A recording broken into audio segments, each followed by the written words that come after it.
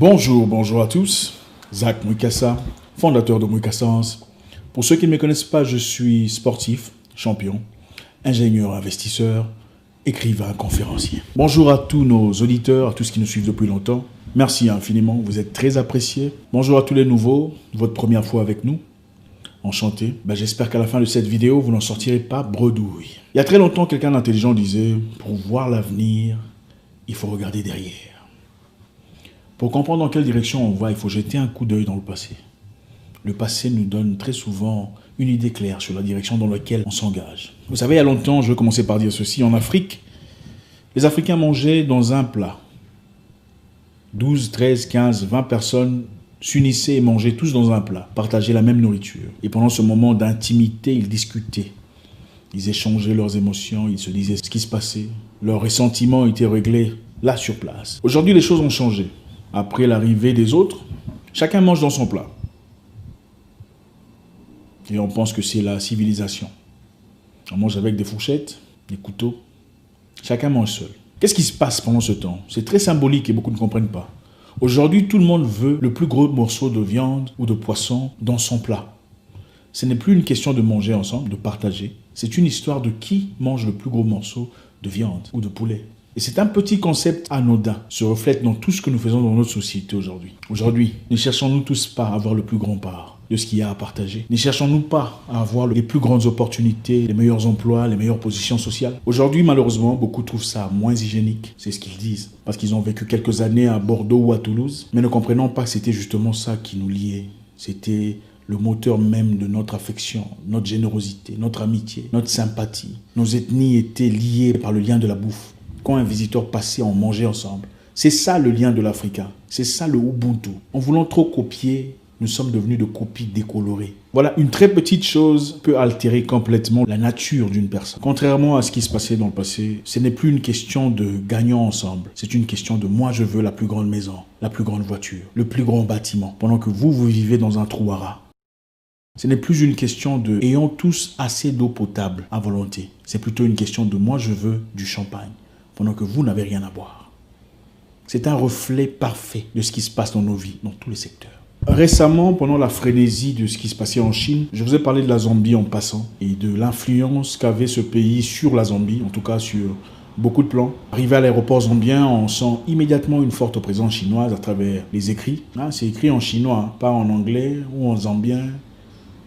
La présence chinoise dans la presse zambienne, qui clairement aujourd'hui n'appartient plus aux Zambiens, c'est-à-dire la radio et télévision zambienne, qui diffuse des messages bien écrits et préparés depuis quelque part. Les institutions dirigées ouvertement ou subtilement par des forces étrangères, forte présence des écoles chinoises en Zambie. Et je vous disais combien nous sommes peu à peu en train d'être dirigés vers une direction complètement différente de ce que nous sommes. Vous savez, il n'y a pas très longtemps, un monsieur zambien marié à une chinoise partirent ensemble dans un restaurant chinois pour manger. Évidemment, vous savez, vous êtes marié à une chinoise qui veut vous montrer leur nourriture, disant « Ok chérie, on va dans notre restaurant, déguster un peu de nos plats, tout ça ».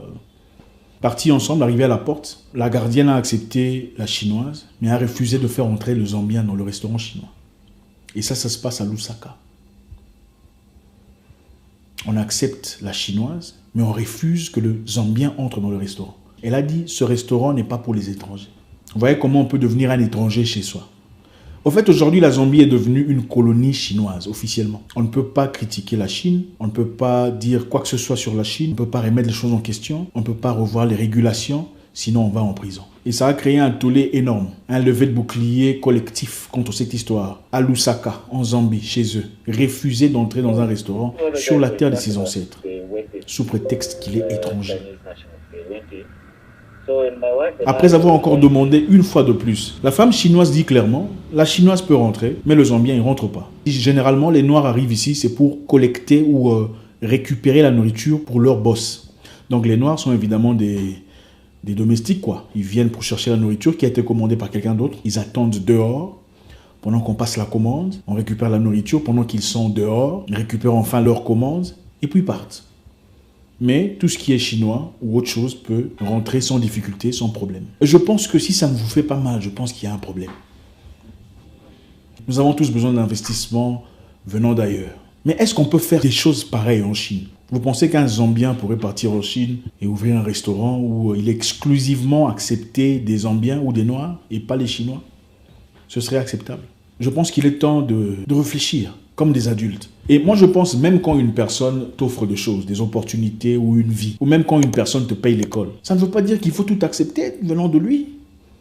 Il ne va pas nécessairement te dire de te déshabiller devant tout le monde pour faire plaisir à la galerie, seulement parce qu'il te paye l'école. Ça ne se passe pas comme ça. Je comprends et on admire ce que la Chine essaie de faire sur le plan infrastructure. Si c'est bien ça l'objectif, on arrive au point où il faut refuser l'entrée à un Zambien dans un restaurant chinois en Zambie. Je pense qu'il y a un problème. Deuxièmement, il y a quelque chose qui m'a vraiment bouleversé, choquant. Récemment, le maire de la ville de Lusaka, un Zambien, est parti dans une entreprise chinoise, libérer des ouvriers zambiens qui étaient retenus de force depuis une semaine. Retenus de force à l'entreprise, au bureau. Malz Sampa est son nom. Il est parti dans cette usine chinoise en Zambie pour dire, écoutez, il faut libérer les ouvriers. Ça fait une semaine qu'ils ne sont pas là. Leurs épouses sont venues chez moi pleurer. Ils sont renfermés ici de force. Pourquoi ils sont là?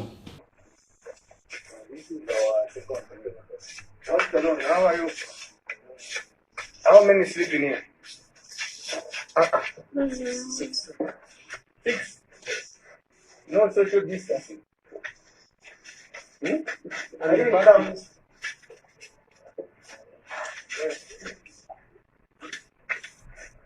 Six in here. Le Chinois qui dit, on les a gardés ici pour prévenir toute contamination. C'est-à-dire, on les a gardés ici pour prévenir toute contamination de l'histoire là. Alors, le Zambien demande, donc vous êtes en train de prévenir une contamination venant de leur famille. Le Chinois qui répond, oui, tout à fait, c'est bien ça. Nous sommes en train de protéger ces personnes. Il dit, mais vous protégez ces personnes, vous les nourrissez, vous les gardez ici. Et leur famille, leurs femmes, leurs enfants, comment font-ils pour vivre? Avez-vous pensé à leur famille, à leurs enfants? Where are your Chinese bosses? It's fine. Yeah. Okay. My name is Mausa, I'm a mayor of Osaka. Okay. Your workers have told me that you don't allow them to go home. So I want to find out why you kept them for 2 weeks. And we've seen where they sleep. Why is that so? Why don't you Vous prenez 15 personnes que vous mettez dans un petit conteneur. Vous pensez qu'ils ne vont pas se contaminer mutuellement si l'un d'eux est affecté? Because you know the corona issue. The corona issue? Yes. We need to take care of them and the country will know. How about their wives? Who take care of their wives? Don't you know it's wrong to stigmatize? You understand what? Malheureusement, quelques temps plus tard, le gouvernement zambien a forcé à ce monsieur, Malz Sampa, le maire zambien, un homme, de s'excuser auprès des Chinois en direct à la télévision pour avoir été dans leur usine réclamer la libération de ces ouvriers zambiens gardés de force pour travailler. I therefore sincerely apologize to all the Chinese people. My calling is to respect. Incroyable. Je pense qu'à un moment, il a été obligé de s'excuser pour avoir dit, vous les Chinois, pourquoi vous maltraitez les Africains? Le maire de Lusaka a posé des questions pertinentes qu'un homme normal poserait dans telle situation. Un vrai homme, parce qu'il y a homme et homme. Un vrai homme demanderait des réponses. Pourquoi avez-vous renfermé ces personnes? Pourquoi sont-ils entoulés sans informer leur famille, leurs enfants? Vous avez gardé des gens ici, des parents, des frères, des cousins, des enfants. Vous les avez gardés ici, sans que leur famille ne soit informée. Que sont-ils censés faire? Et s'ils sont le seul qui représente la force, le point de défense, le moyen de survie de leur famille, comment pouvez-vous expliquer ça? Ils ont trouvé des excuses. Non, voilà, nous voulions les protéger de toute compta, machin. Quelle excuse bidon! Quelque temps après avoir été assez brave pour exprimer ses sentiments les plus profonds, il a malheureusement été obligé par ses supérieurs de s'excuser à la télévision. S'excuser auprès des Chinois, faisant un long discours de plusieurs pages, humilié devant les hommes, plié à 4. Ce monsieur ne faisait que son travail. Son travail est de s'assurer que personne ne soit renfermé de force, ségrégué, entoulé, emprisonné, sans son accord, et sans que sa famille ne soit informée. C'est tout ce qu'il a fait. Il faut y aller jusqu'à quel point? Je pense qu'il est important. Si ça ne vous dérange pas, ça veut dire que vous n'avez pas compris. Ce qui se passe chez les autres, quelqu'un disait, quand le mal arrive à quelqu'un d'autre, il ne faut pas rire. Quand quelqu'un persécute une autre personne devant toi, il ne faut pas te moquer. Il ne faut pas prendre ça à la légère. Parce que prochainement, ça sera toi, si pas ton enfant. Et je pense qu'il est important que nous soyons informés, que nous comprenions. Comment ridiculiser un homme politique à ce point-là? Par contre, en Chine, quand les États-Unis accusaient ce qui se passait en Chine contre les Noirs, qu'est-ce que le ministre des Affaires étrangères chinois a dit? Il ne s'est pas excusé.